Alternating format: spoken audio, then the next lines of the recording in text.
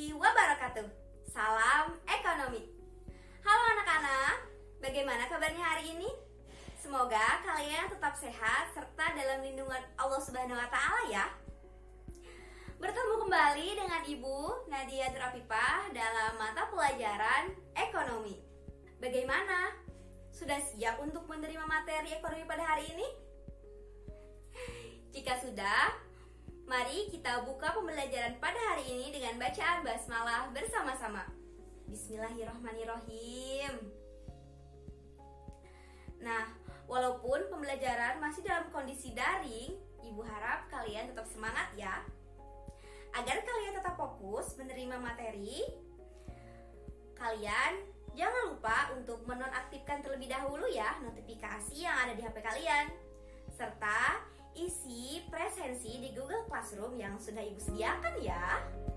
Nah, adapun materi yang akan Ibu sampaikan pada pertemuan kali ini masih berkaitan dengan kompetisi dasar 3.4, yaitu mendeskripsikan pasar dan terbentuknya harga pasar dalam perekonomian, serta kompetisi dasar 4.4, yaitu melakukan penelitian mengenai pasar dan terbentuknya harga pasar dalam perekonomian.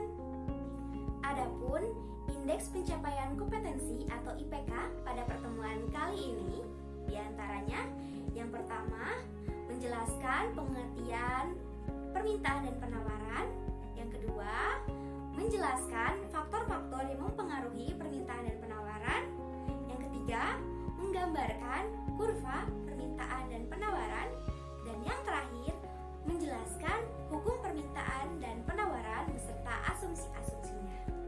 Nah, sebelum pada materi inti, Ibu akan bertanya terlebih dahulu nih kepada kalian. Apakah kalian masih ingat mengenai materi minggu lalu? Apa saja sih yang termasuk ke dalam pasar persaingan tidak sempurna? Ayo, masih ingat tidak? Betul. Adapun pasar-pasar yang termasuk pada pasar persaingan tidak sempurna yaitu pasar monopoli, oligopoli, dan juga pasar monopolistik.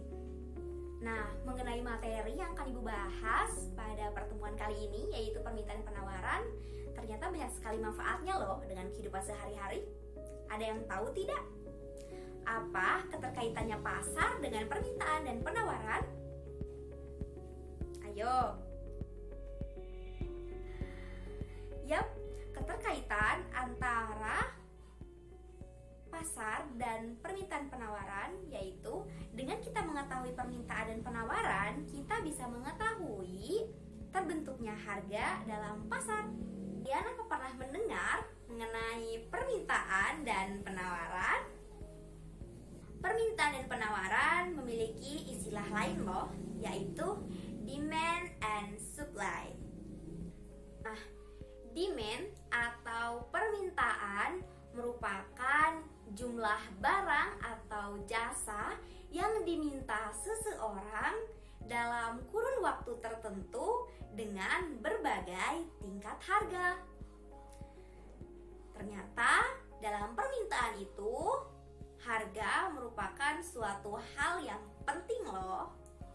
Adapun hukum permintaan yaitu jika suatu harga barang itu naik, maka jumlah permintaan barang akan turun.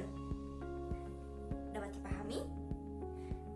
Jika harga barang itu naik, maka jumlah permintaan barang akan turun dengan asumsi ceteris paribus atau hal-hal lain dianggap konstan. Namun, hukum ini ada 3 pengecualian. Yang pertama, barang mewah atau barang prestis. Misalnya, Lamborghini. Semakin mahal Lamborghini, maka tetap ya permintaan akan Lamborghini terus meningkat. Yang kedua, barang spekulasi, yaitu contohnya tanah. Dan yang ketiga yaitu barang given, yaitu barang yang bermutu rendah. Kita akan membahas mengenai faktor-faktor apa saja sih yang mempengaruhi permintaan. Nah, adapun faktor-faktor yang mempengaruhi permintaan itu ada banyak sekali ya. Yang pertama, harga barang itu sendiri.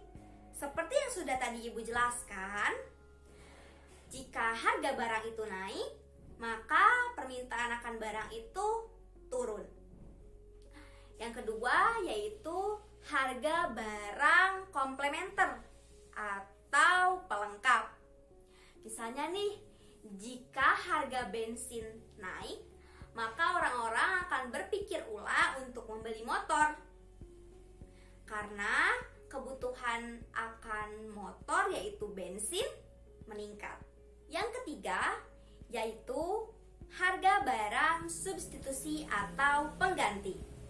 Misalnya, jika harga beras naik, maka permintaan akan jumlah jagung atau kentang akan naik. Karena orang-orang akan memilih ke barang yang serupa namun harganya lebih murah. Yang keempat yaitu selera konsumen. Misalnya, kebutuhan HP pada saat ini tidak hanya digunakan untuk bertelepon saja, tetapi untuk selfie. Maka, peningkatan akan kebutuhan HP terus meningkat. 5. Yaitu pendapatan. Jika pendapatan seseorang naik, maka permintaan akan barang atau jasa juga akan naik. Misalnya, jika Rizky memiliki pendapatan yang lebih, maka Rizky akan cenderung mengurangi makan tempe dan akan memilih untuk memakan daging. Keenam, yaitu jumlah dan karakteristik penduduk, dimana itu sudah pasti ya. Jika jumlah penduduk naik, maka permintaan akan barang dan jasa juga akan naik. Yang ketujuh, yaitu perkiraan harapan masyarakat. Misalnya, diberitakan bahwa pemerintah sedang mengadakan rapat mengenai kenaikan harga BBM, maka masyarakat akan berbondong-bondong bahkan antri untuk membeli bensin. Misalnya nih, jika harga emas turun, maka orang akan membeli emas dengan harapan harga emas akan naik di masa yang akan datang. Dan yang terakhir yaitu intensitas kebutuhan konsumen. Misalnya untuk barang-barang yang sifatnya mendesak. Seperti pada saat ini, permintaan akan masker itu naik ya, karena memang masker ini wajib dipakai pada masa pandemi seperti ini. Materi selanjutnya yaitu mengenai penawaran atau supply. Nah, supply atau penawaran merupakan barang atau jasa yang ditawarkan dalam berbagai kemungkinan tingkat harga yang ada di pasar dalam periode tertentu. Adapun mengenai hukum penawaran yaitu jika harga barang itu naik, maka penawaran itu akan naik juga. Dapat dipahami? Jika harga barang itu naik, maka penawaran yang ditawarkan juga akan ikut naik.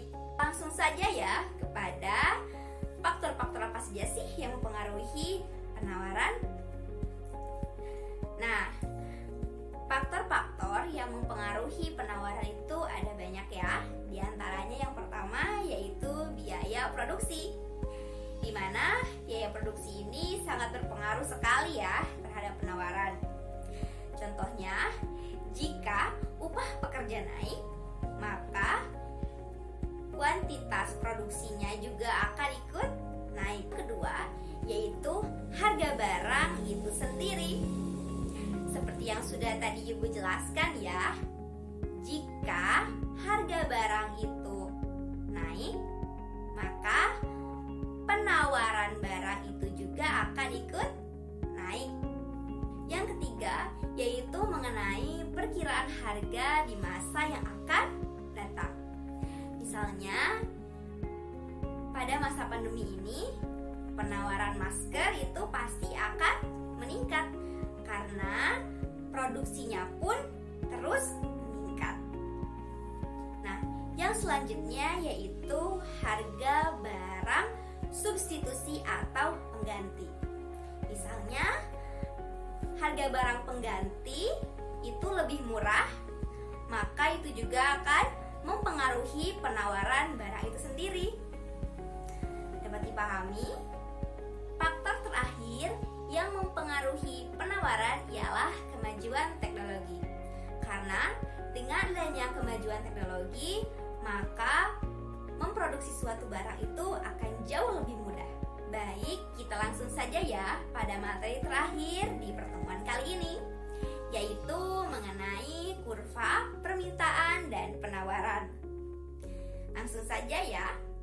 Nah, kurva permintaan atau demand yaitu selalu berslope negatif.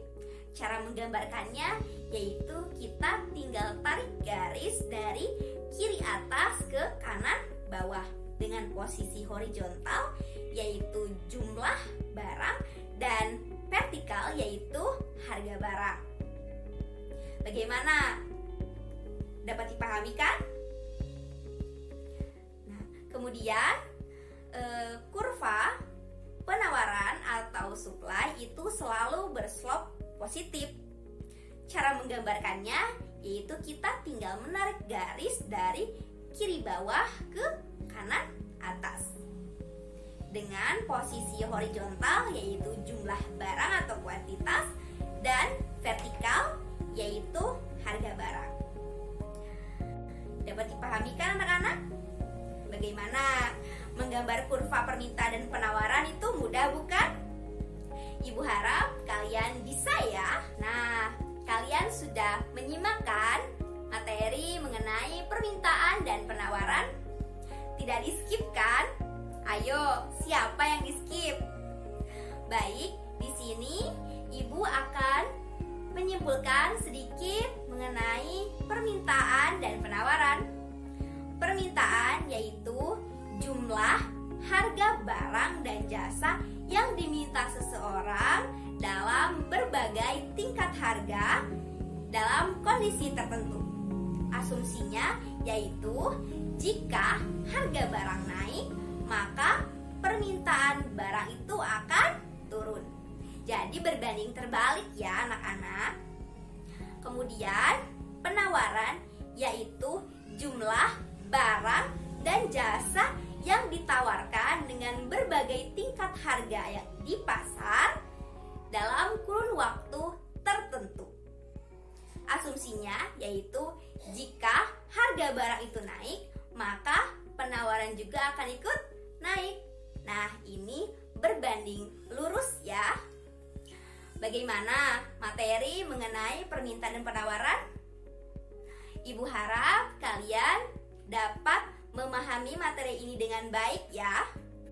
Nah, baik anak-anak, jika ada materi permintaan dan penawaran yang belum kalian pahami, kalian bisa bertanya melalui Zoom meeting yang akan diadakan setelah menonton video pembelajaran ini ya.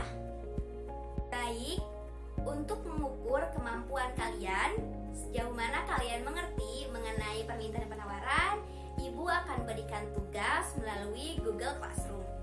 Jangan lupa dikerjakan dan dikumpulkan ya, sesuai dengan tenggat yang Ibu tentukan.